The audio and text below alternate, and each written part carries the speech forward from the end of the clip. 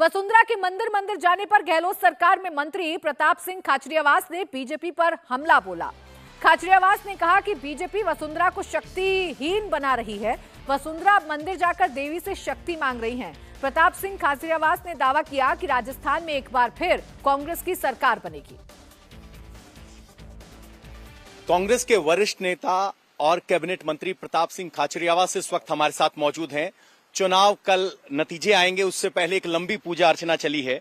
Sir, आप ज्योतिष में विश्वास करते हैं, किसका राजयोग दिख रहा है आपको?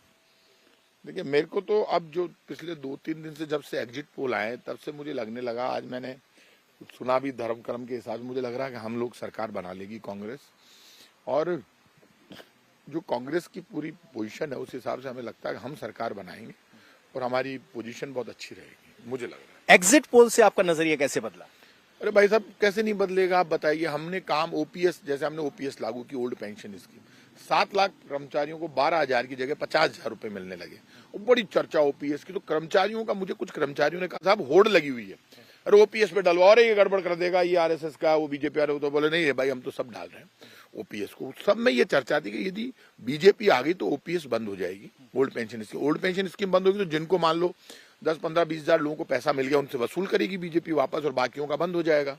तो वो अपने बच्चों से सबसे कह रहे थे कि सबको कांग्रेस को वोट करना है। यदि 7 लाख कर्मचारी और उनके परिवार के 28 लाख लोग हमें वोट दे देते हैं तो फिर तो जीत गई कांग्रेस। तो हमें ऐसा लग रहा है वोट हमारी तरफ डाइवर्ट हुआ, तभी तो ये एग्जिट पोल हमारे नाम आ रहे हैं। इससे पहले, एग्जिट पोल से पहले क्या शंका थी, क्या आकलन था? शंका नहीं, देखिए बीजेपी की एक तारीफ करनी पड़ेगी। बीजेपी अफवाह फैलाने में, डराने में, हिंदू मुसलमान को मुद्दा बनाने में बड़ी मास्टर है। बीजेपी एकमात्र ऐसी पार्टी है कि जिस देश में प्रधानमंत्री हिंदू होता है, बीजेपी सत्ता में होती है, जो हिंदू कार्ड की राजनीति करती है, वो हिंदू को डराकर वोट लेती है कि हिंदू के नाम पर वोट दो, मुसलमान को वोट मत दो। तो क्या आप भी डर गए थे जो 50-60 का आंकड़ा?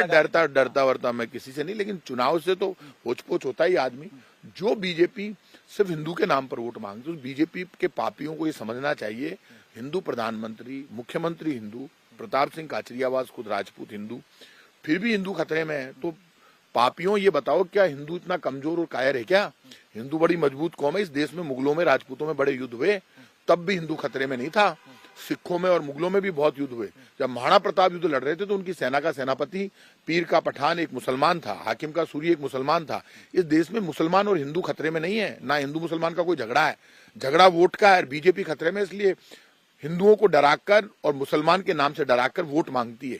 कितनी सीटों का अनुमान है? बीजेपी के नेताओं ने कहना शुरू कर दिया है कि जोड़ तोड़ के लिए बेंगलोर में रिजॉर्ट बुक हो चुके हैं। अब बीजेपी के नेता कह रहे हैं कि हमने रिजॉर्ट बुक करा लिए। मेरे समझ आ रही, मतलब मुझे तो पता नहीं है और बीजेपी को पता है। तो बीजेपी के पास दिन भर और कोई काम नहीं है। बीजेपी सिर्फ ये देखती रहती है कांग्रेस क्या कर रही है। चुनाव में भी बीजेपी सिर्फ ये कह रही थी कांग्रेस ने ये कर दिया, कांग्रेस ने वो कर दिया, कांग्रेस वो कर दिया। हमने ही पूछा आपने क्या किया, वो तो बता दो। खुद का नहीं बताते, सिर्फ हमारे बारे में बात करते रहते हैं। बीजेपी वालों को धन्यवाद, तो खुद के बारे में बताने के लिए कुछ नहीं उनके पास, चर्चा हमारी है। मामला नजदीकी हुआ तो किसको लग रहा है आप मैनेज अच्छे से कर पाएंगे या बीजेपी का सभी भी चांस? आप यदि 100 से 90 के बीच में आंकड़ा रहता है और हमारी एक सीट भी बीजेपी से ऊपर आती है तो हम सरकार बना लेंगे।